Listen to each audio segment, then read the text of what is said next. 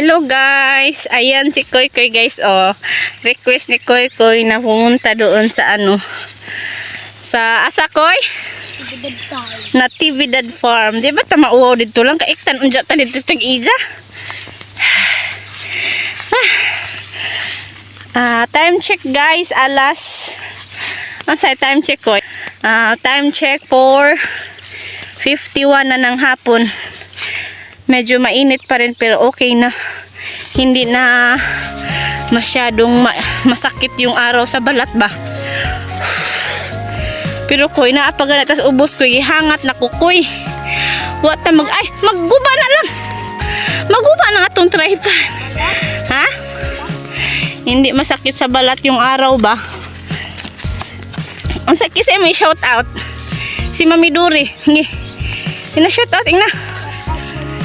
Oy, ato bang diri or malipay? At Mami Dore. Shush, isa pa Ma'am IJ. Ina, shout out. Ma'am IJ, Isabel. Mama Inday. Shout out. Tita. Tita, shout out.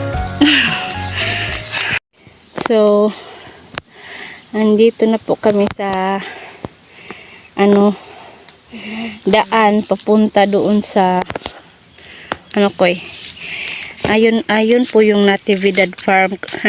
Dati po sinabi ko gusto kong pumunta doon kaso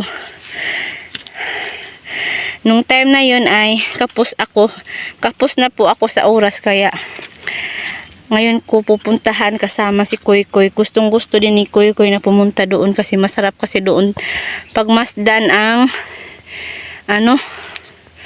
may farm kasi doon eh. Ang may-ari ng farm na yan ay si Kuya Phil Kahis. So siya, yun may kubo doon oh. Yun yung may-ari. Si Kuya Phil Kahis. So tara guys.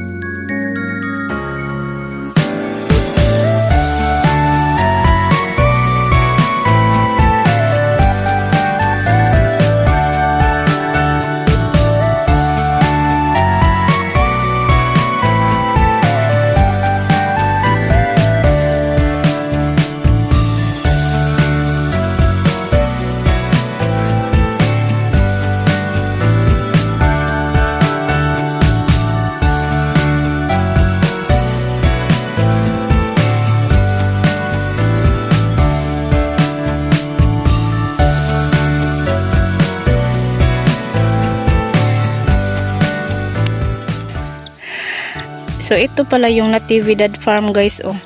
Hindi na lang namin binidyohan yung mga garden doon oh. Kasi may mga garden sila doon.